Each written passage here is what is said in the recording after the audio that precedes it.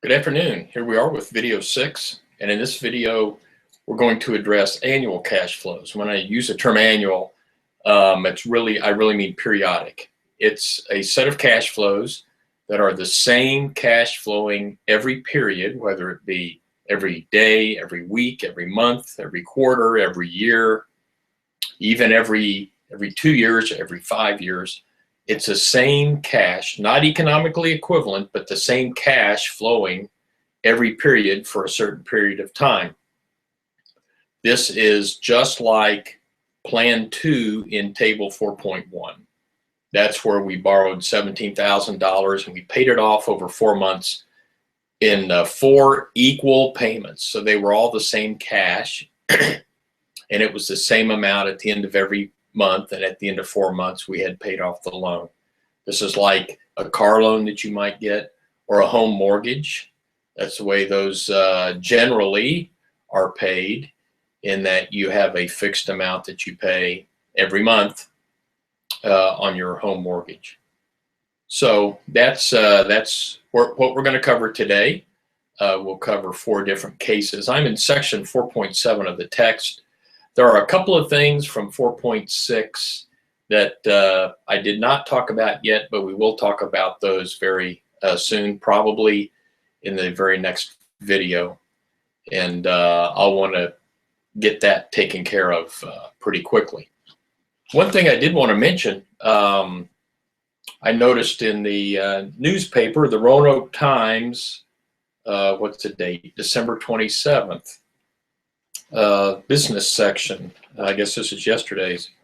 The headline here is popularity of prepaid growing, and that popularity of the prepaid card.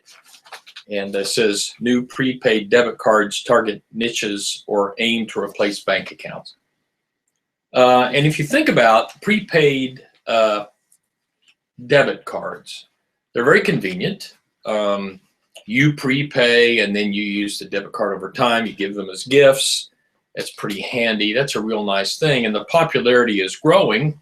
People like that, and they know that when they put their money into a prepaid card, they can't overspend, if you will, because they can't spend more than is on the card. That's pretty good practice. But think about those cards for a minute. If I am the person or the organization who issues the card, think about that. I get your, let's say it's a $50 card. I get your $50 up front, and I only have to share that back out when the card is used. And it may be used over a period of time. And all the while, I have your $50, and I probably am going to invest that $50 and be earning interest, earning a return on that $50 while I still have it, or any portion thereof. So perhaps later on we will look at that problem in a little more detail, because it is a moneymaker, and the only cost to the issuing organization is the handling expense for those charges, and they get the use of your money. And some people, of course, the argument is some people don't even use the cards, and there's some legal wrangling going on with respect to unused cards. That's another story that's for another time, not this class. So anyway, just a current event I thought was interesting. Let's talk about annual or periodic cash flows. I have a spreadsheet that you'll be able to look at. It's called UACF, Uniform Annual Cash Flows. And again, I want to make clear that when I use that term annual, it's really a convenience. They don't have to be annual. They just need to be periodic. So I'll pull up the spreadsheet here, and we'll look at some problems that I've defined to be solved here. There are 4 different worksheets. And there's the first one. We introduce a new letter here, that's A. So this annual or periodic cash flow has the letter A associated with it. A represents identical cash flows that continue for a given period of time with one cash flow each period. This would be, again, like a home mortgage or a car payment. Let's look at an example problem. We will convert the cash flows below to an economically equivalent single amount at time zero. We have cash flows here for years, I believe I stop here at year 7. And that's it. And we have, we want to convert these cash flows. So there's our A, if you will. A is equal to $500. And I'm going to convert these cash flows to an economically equivalent amount at time zero right here. Well, what do we need to do that? What information do we need to do that? There is no other information here on this spreadsheet, but we'll provide the information that we need. We need an interest rate. So let's say here, let's first define A. Our A is equal to $500. Our interest rate, let's set an interest rate of 8%. And by the way, when you enter these, if you'd like to enter 8%, the spreadsheet is smart enough to know that that's 8%. You could also enter it 0.08. You'll get the same result in the functions that we use. And N is equal to the number of cash flows. Sometimes it can get confusing if you try to count N as being years past, while that's true, or periods. While that's true, you should think of N, whenever you're working with an A, N as the number of A's, if you will. In this problem, it's very straightforward. We have 1, 2, 3, 4, 5, 6, 7 individual cash flows there. So our N is equal to 7.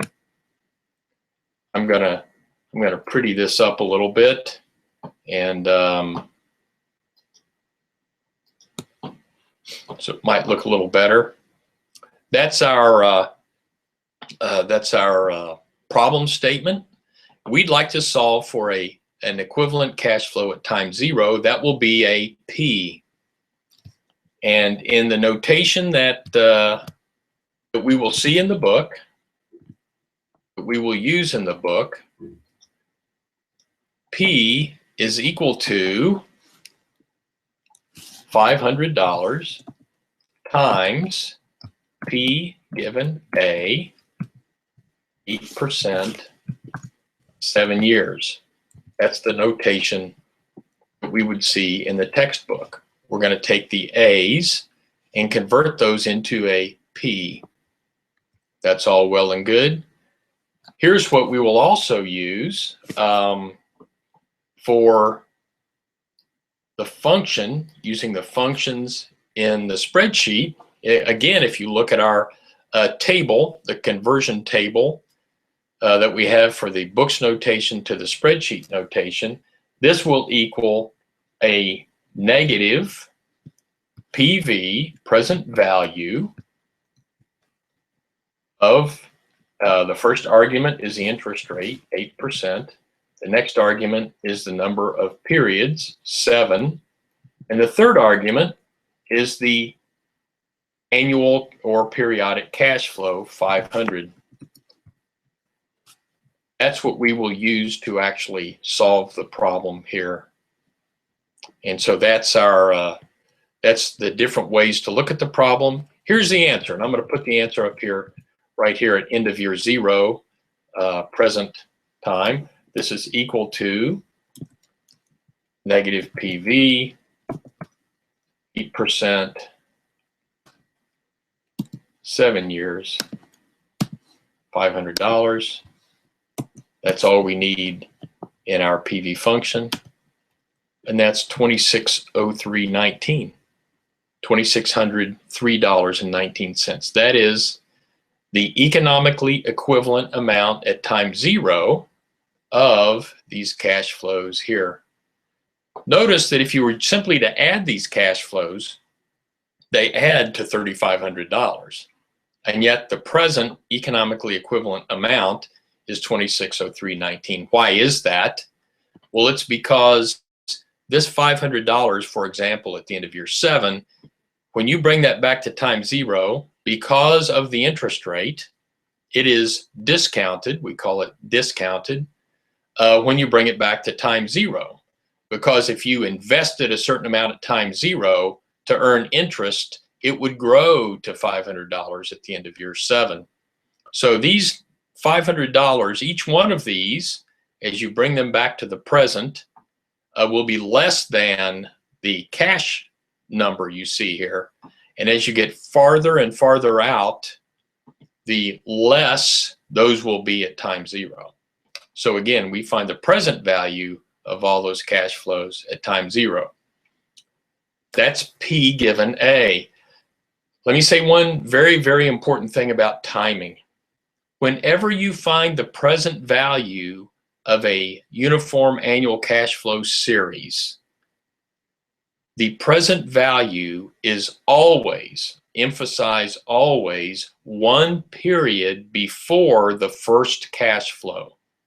Since the first cash flow begins at the end of year 1, when we use the PV function, we will automatically find the present value one period prior to this first cash flow, and that one period prior would be end of year 0. You can like that, you can not like that. I could like it, I cannot like it. It doesn't matter. That's the way the functions work. So this PV is always going to be one period prior to the very first cash flow. Let's now look at the next tab. This is A given P, an A given P problem. You want to borrow $25,000 for a new car. You will pay off the loan in 48 months, paying 0.5% per month of interest. What are your monthly payments? For this problem, our uniform annual cash flow is not annual, it's monthly. This is a problem that millions of people face every day, right? We're going to borrow money for a new car.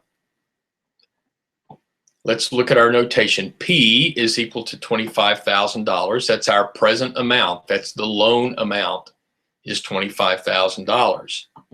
I is 0.5% per month. And we always want to make sure that the interest that we use matches the period that we're interested in.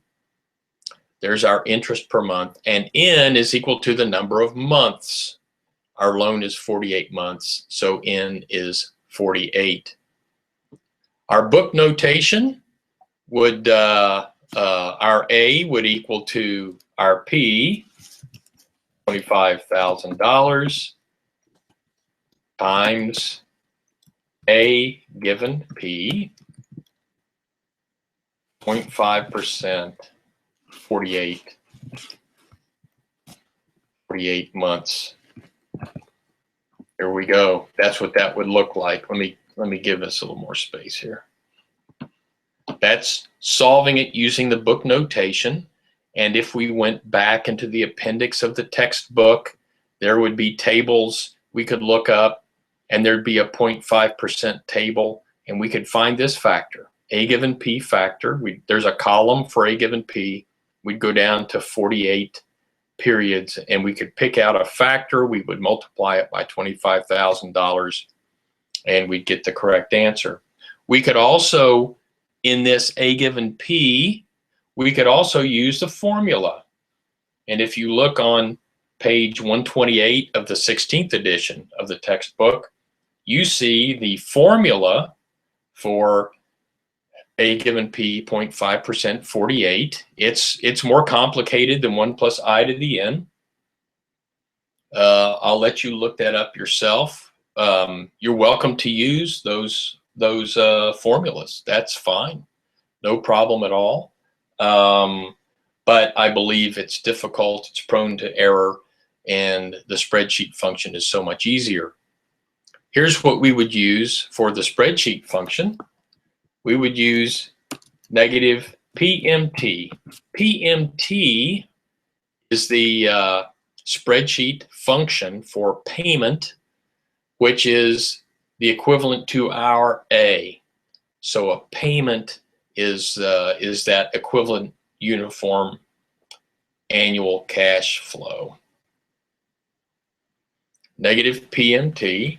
The first argument, as always, is the interest rate, 0.5%. The next argument is the number of periods, 48. And the third argument is the present value. Present value here is 25,000. If we entered that, which we will in just a moment, that is the spreadsheet function we would use to find the A given a P of 25,000, 48 months of A, there'll be 48 A's, and 0.5% is the interest rate. So let's enter that value right here, negative PMT. The first argument is the 0.5%.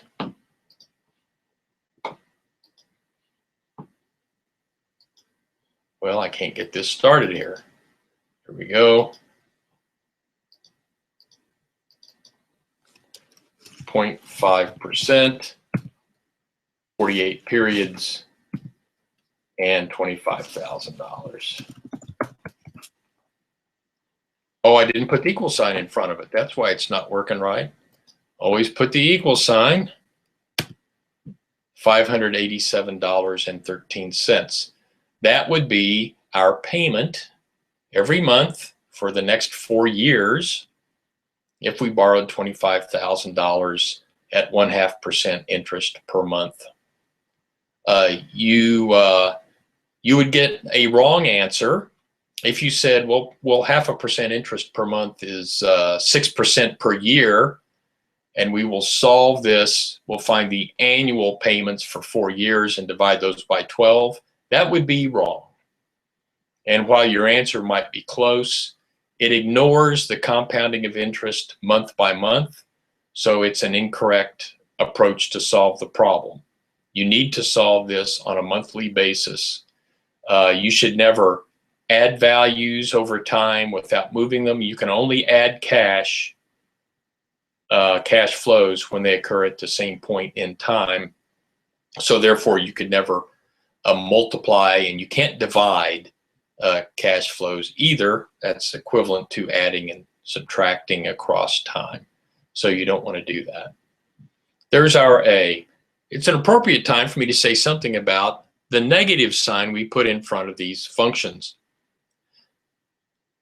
The spreadsheets that we use, any spreadsheet, assumes the way their functions work. The functions assume that you're working with a loan. So for this problem, this would really be okay not to use the negative sign. But they assume you're working with a loan, which means if you have a positive cash flow at time 0, which we would here because we borrowed $25,000, so on our cash flow diagram, we would have a positive 25,000 at time 0. It assumes you're trying to match up the negative payments you would make to pay that off. For this problem, it works perfectly. If we take this negative sign off, we get negative $587.13, which does in fact reflect the fact that we're getting $25,000 at time 0, and we pay out of our pocket negative cash flow, $587.13 every month. When we put the negative sign in front of the function, as is in that table and as I did right here, what that does is that negates the spreadsheet concept of everything being a loan, and all it does is it finds an economically equivalent amount, and it dispenses with the loan negative offsets a positive kind of concept. Sometimes we want that and sometimes we don't. Yes, it can be confusing, but you need to work on that very hard because it is the way the world will work. And that's the way all these functions operate. It's going to be something you need to live with all during this class. So I encourage you to make sure you get that concept in your head that if we're just moving cash flows around, we're going to put the negative sign in front of the function. There are some exceptions with some other functions we haven't talked about yet, and when we get there, I'll make sure to make that clear. Let's look at the next concept, which is F given A, and look at a problem. You deposit $3,600 into an investment account each year for 35 years, just like saving for retirement. The average return on the investment is 7% per year. How much is in the account after the last deposit? So we're assuming that there's no tax effect here. We're not worrying about that. We're not taking any money out over the years. We'll look at a problem like that later, I'm sure. But just for this, every year you put $3,600 into an account. Every year to say at the end of each year, and finally at the very end, we want to know how much you have after that last deposit. So we're going to find an F, right? We're finding a future value, 35 years into the future. We're finding an F, and we're given an A. We're given an annual amount that we're depositing into this account. So at the end of year one, $3,600. At the end of year two, $3,600. At the end of year three, $3,600. We keep adding $3,600 to the account. It earns, all the money in the account earns 7% interest. And we continue that for 35 years. So the book notation is equal to $3,600 times F given A, 7%, 35 years. That's what that would look like. And with a spreadsheet, what's our spreadsheet function? Well, we're finding a future value. So that's going to be, let's solve this, by the way. I'm going to solve this as exactly as the signs should indicate. That is a positive for positive cash flow, negative for negative cash flow. So I'm going to say the spreadsheet function here is FV, and it's going to be 7%, 35 periods, and $3,600. I'll change that, negative $3,600, because every year we deposit this into an account. So if we looked at my wallet, every year I take $3,600 out of my wallet and I put it into an account. So there are two perspectives here, me and the wallet, and the other perspective is the account. And from me and my wallet's perspective, the investment every year is a negative cash flow into the account. And I didn't put a negative sign in front of the FV because the future value, again, assuming it's like a loan, it will consider these negative payments to result in a positive, like a loan payoff amount at the end. So it essentially changes the negative sign of here to a positive sign, and our future value F will be a positive amount that's in the account. So let's look at it here, what it would be, and I'll start with negative. FV, the first argument is the interest rate. Second argument is the number of periods. Third argument would be our deposit amount. Let's see what we get here. $497,000, almost $500,000. Now notice this has the negative sign because in my function, I had positive $3,600 here. But over here, I said I wanted to use negative $3,600. So I'm going to say negative. I'll change the sign on that annual deposit. Now we get a positive value. That's a positive account value of $500,000. So you could be half a millionaire if you deposited $3,600 each year. Now remember, that's not exactly the same. It is not exactly the same as $300 each month. That's a little bit different problem. That's a little bit different answer. So since we said the cash flow is annual, you need to use an annual interest rate and solve it on an annual basis. One more, and I didn't rename the sheet. The renaming of this sheet, which I'm going to do right now, would be A given F. In this problem, we will find A given F, annual amount given a future amount. Here's the problem. You want to retire as a millionaire when you reach the age of 60. Now, granted, by the time you're 60, $1 million won't be like $1 million is today, but that's what we're shooting for, $1 million when you reach the age of 60. Let's assume you begin making annual investment deposits at the age of 21. So that will be 40 years of deposits. Average return is 7% per year. How much must you deposit each year? We want to find out how much we need to put in each year. Solve for A to reach the goal of $1 million. Here are the specs on the problem. Our F, our future value, we know is $1 million. Our interest rate is 7% per year, and N is 40. There are 40 deposits. Sometimes that's confusing. If you count 21, we begin at the end of year 21. And if you count up, sometimes you got to count on your fingers and toes, count up the individual deposits. When you get to 60, if you make a deposit at the end of the 60th year, that will be 40 deposits. Book notation again, this is going to be $1 million times A given F, 7%, 40. If we look at the spreadsheet function, we want to find an A, so we're going to be using the PMT function, PMT, and the arguments are, this first argument is always the interest rate, the second argument is the number of periods.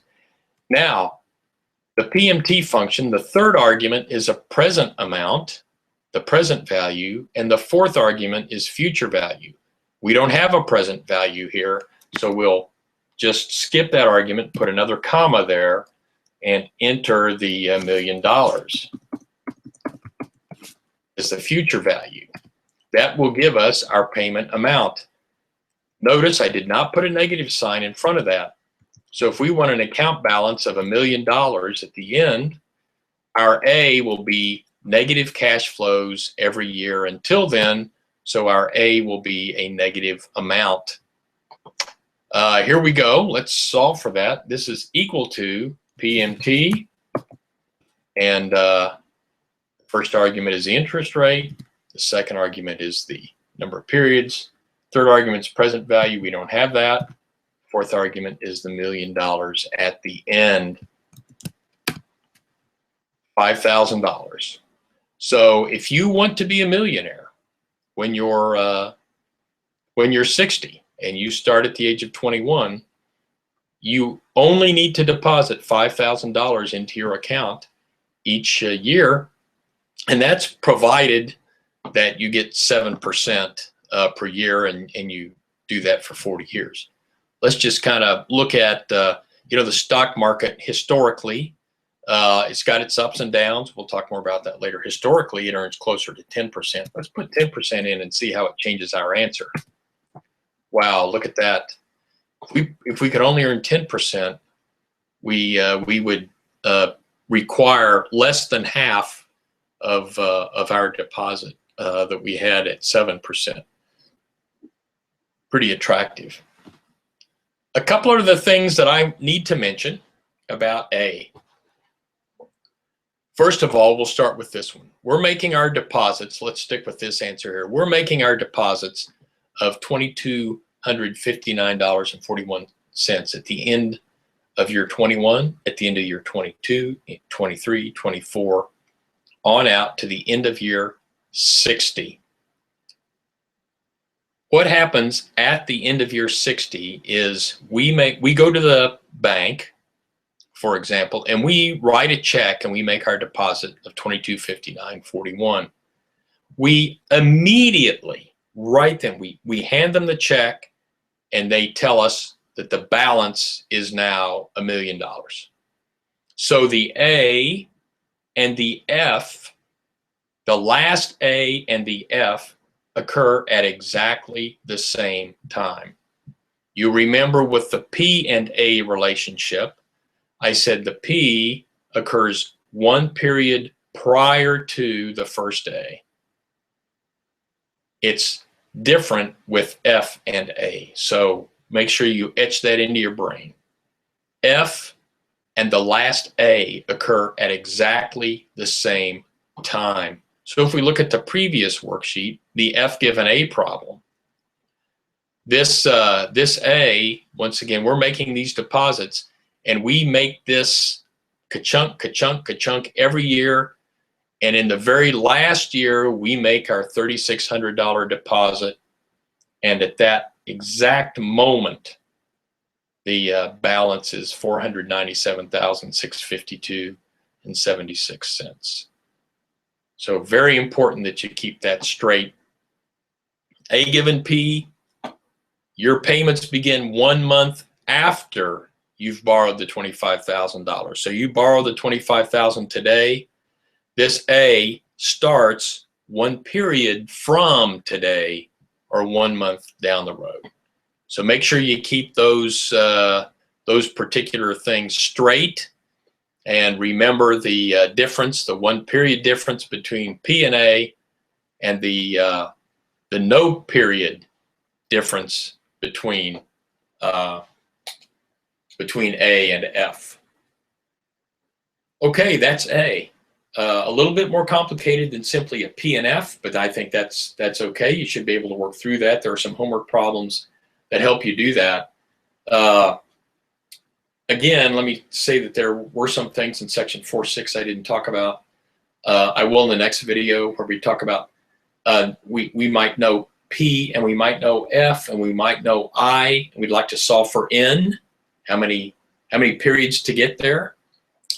We might know P and F and N, and we'd like to know I, what kind of interest rate do we need to have to reach a goal or a target. The same thing with F and A and P and all those relationships. We might need to solve for N or solve for I instead of solving for A or solving for P or solving for S. We may need to solve for those other variables. It's discussed in the book. There are trial and error methods in the book. Have no fear. There are Excel functions or spreadsheet functions that let us do this quite simply. So you can even look those up if you like.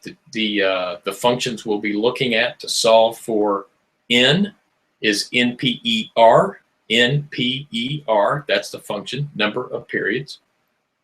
For I, the functions we will use are called rate, R-A-T-E, rate. That's the name of the function.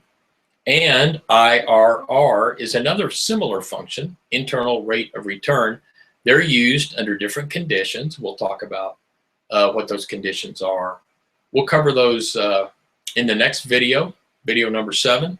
And then the next step will be to move to section 4.9 of the book, where we talk about deferred annuities.